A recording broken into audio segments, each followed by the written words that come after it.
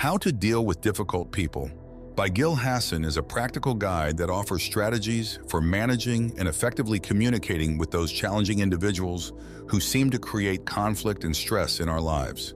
Whether it's a boss, colleague, family member, or stranger, Hasson provides actionable advice on how to navigate these difficult interactions with grace and confidence. Are you ready to change your life? Let's dive in. How to Deal with Difficult People. Summary. We've all encountered them. People who are hard to work with, interact with, or even just be around.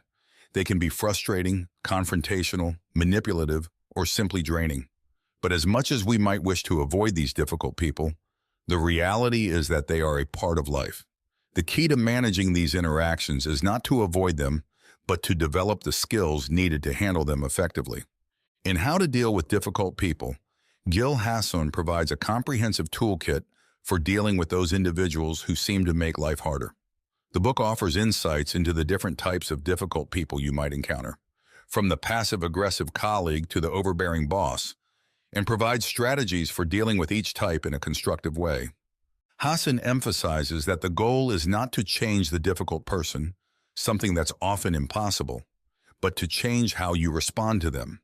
By understanding their behavior and motives, and by adopting the right strategies, you can manage difficult interactions more effectively and maintain your own peace of mind. In this summary, we'll explore the key concepts of how to deal with difficult people, breaking down the different types of difficult people, the psychology behind their behavior, and the techniques you can use to navigate these challenging relationships. We'll also look at how to manage your own emotions and reactions so you can stay calm and composed in the face of conflict. Chapter 1. Understanding Difficult People. Gill Hasson begins, How to Deal with Difficult People by laying the foundation for understanding what makes someone difficult. She argues that difficult behavior is often a reflection of a person's internal struggles, insecurities, and unmet needs. By understanding what drives difficult behavior, we can start to see these individuals in a new light and develop more effective ways of dealing with them. Hasson categorizes difficult people into several types, including the aggressor.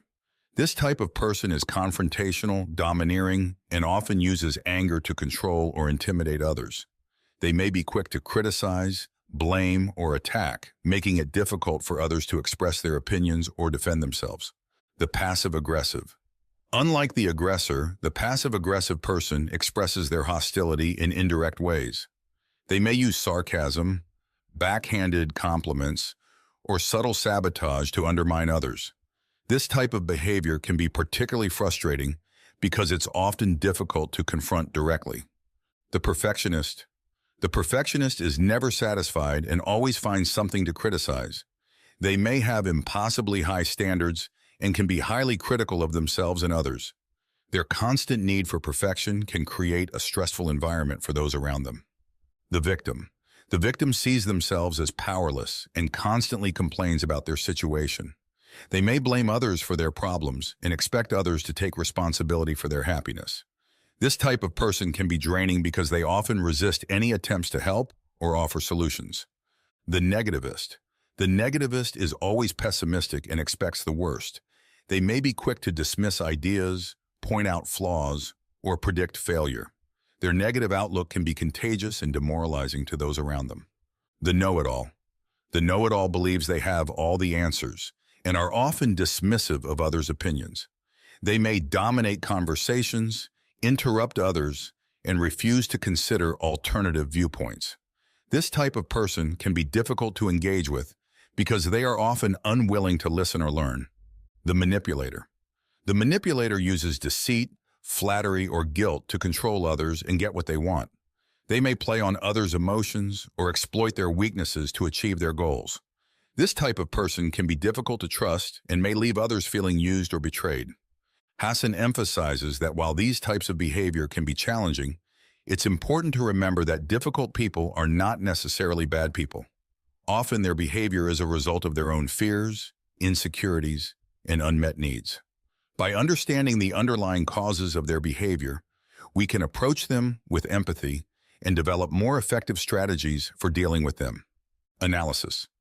The first chapter of How to Deal with Difficult People provides a crucial foundation for the rest of the book. By categorizing difficult people into different types, Hasson helps readers identify the specific challenges they may be facing in their interactions with others. This understanding is key to developing effective strategies for managing these relationships. Hasson's emphasis on empathy is also important. Rather than viewing difficult people as adversaries, she encourages readers to see them as individuals with their own struggles and challenges. This shift in perspective can help readers approach difficult interactions with more patience and understanding. Chapter 2: The Psychology Behind Difficult Behavior. In the second chapter, Hasson delves deeper into the psychology behind difficult behavior. She argues that difficult behavior is often a coping mechanism that people use to deal with their own insecurities, fears, and unmet needs. By understanding the psychological motivations behind difficult behavior, we can develop more effective strategies for managing these interactions. Hasson begins by discussing the role of insecurity in difficult behavior. Many difficult people act out because they feel threatened or insecure. For example, an aggressor may use anger and intimidation to mask their own feelings of vulnerability, while a perfectionist may be driven by a deep fear of failure.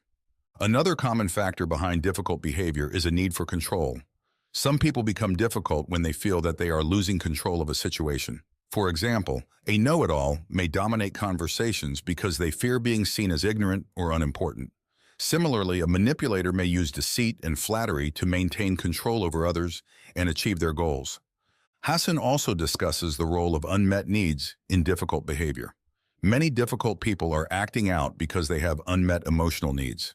For example, a victim may constantly complain and seek attention because they are seeking validation and support from others. Similarly, a negativist may be pessimistic because they are struggling with feelings of hopelessness and despair.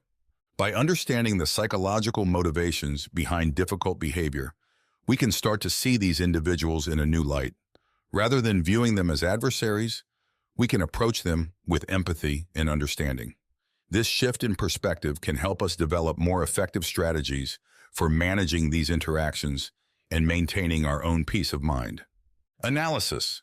Chapter 2 of How to Deal with Difficult People provides valuable insights into the psychology behind difficult behavior.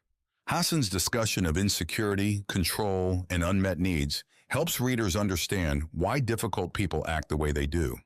This understanding is crucial for developing effective strategies for managing these interactions. The emphasis on empathy is also important. By understanding the psychological motivations behind difficult behavior, readers can approach these interactions with more patience and compassion. This shift in perspective can help reduce conflict and improve communication. Chapter 3: Managing Your Own Emotions and Reactions. In the third chapter, Hasson shifts the focus to the reader, discussing the importance of managing your own emotions and reactions when dealing with difficult people. She argues that while you can't control the behavior of others, you can control how you respond to them. By managing your own emotions and reactions, you can maintain your composure and avoid being drawn into conflict. Hasson begins by discussing the importance of self-awareness. She encourages readers to reflect on their own emotional triggers and understand what kinds of behavior are most likely to provoke a strong reaction. By identifying your triggers, you can start to develop strategies for managing your emotions and staying calm in difficult situations.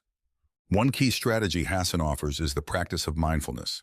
Mindfulness involves staying present in the moment and observing your thoughts and emotions without judgment. By practicing mindfulness, you can develop greater self-awareness and learn to respond to difficult situations with calm and clarity. Hasson also discusses the importance of setting boundaries. When dealing with difficult people, it's important to set clear boundaries and communicate them assertively. This means being clear about what behavior is acceptable and what is not, and being willing to stand up for yourself when necessary. Another important aspect of managing your own emotions and reactions is learning to detach from the behavior of others. Hasson emphasizes that difficult people's behavior is often a reflection of their own struggles and insecurities, and it's important not to take it personally.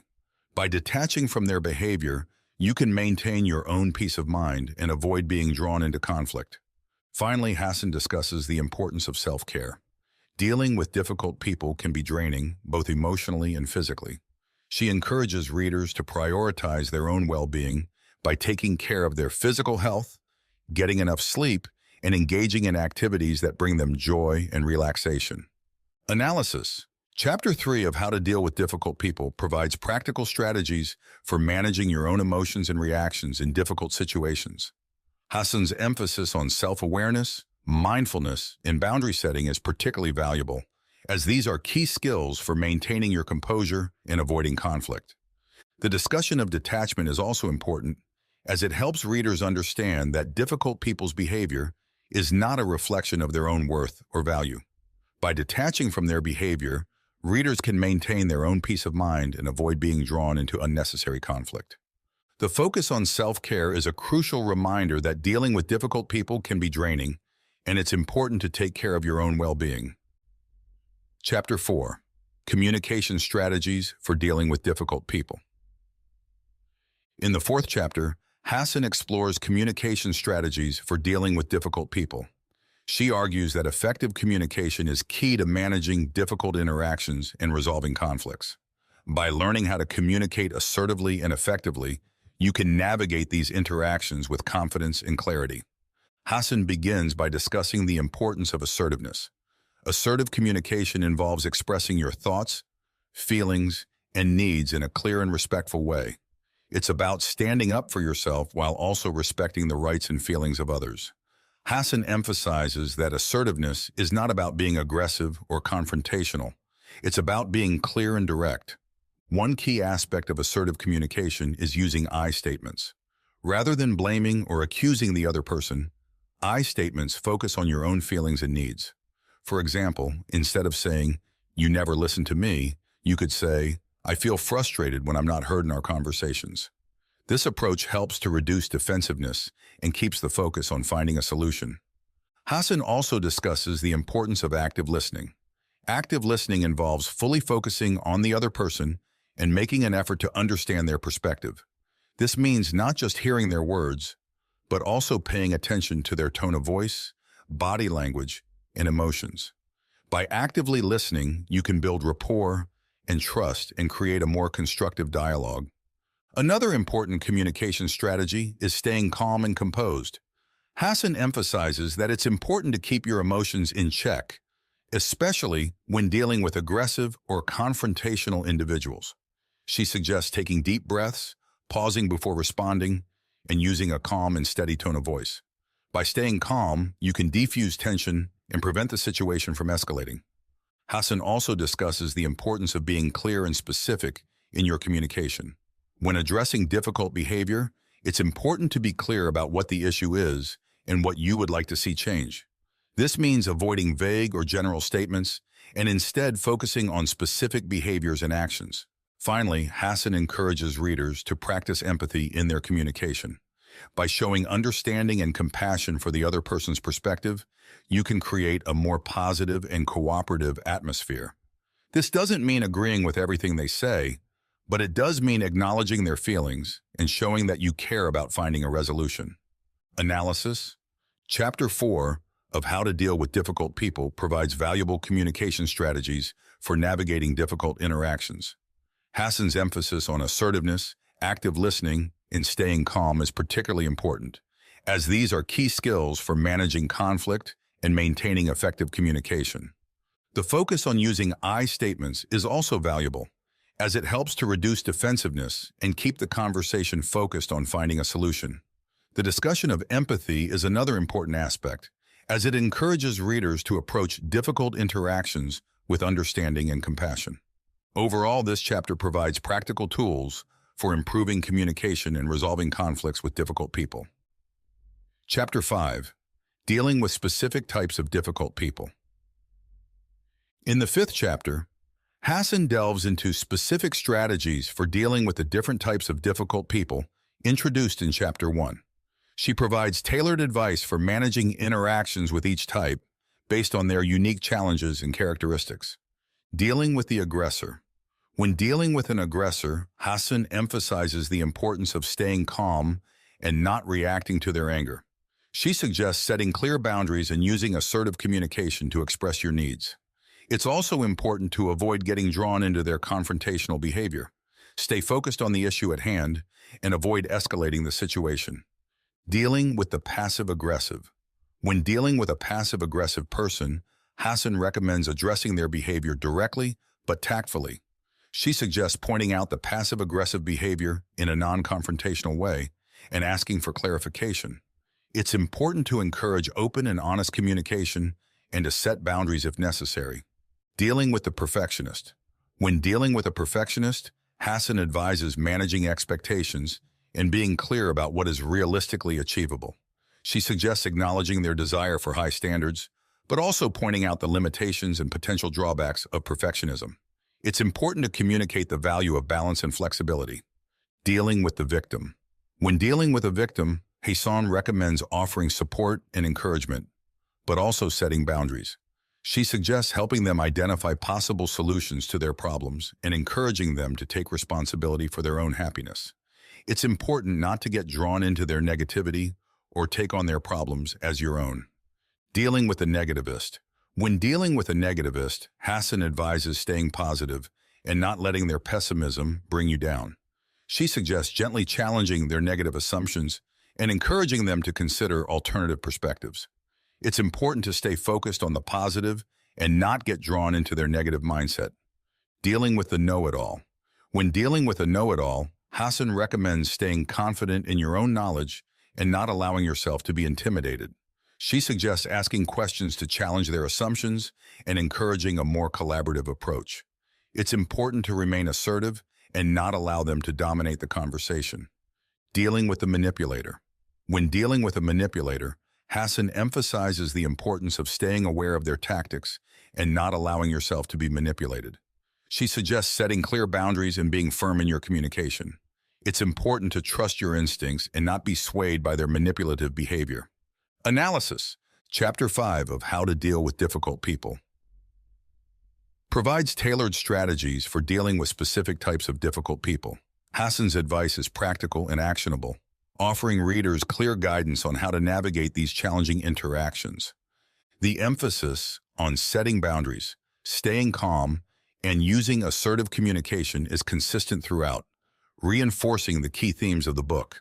The tailored advice for each type of difficult person is particularly valuable, as it helps readers understand how to approach different situations and personalities.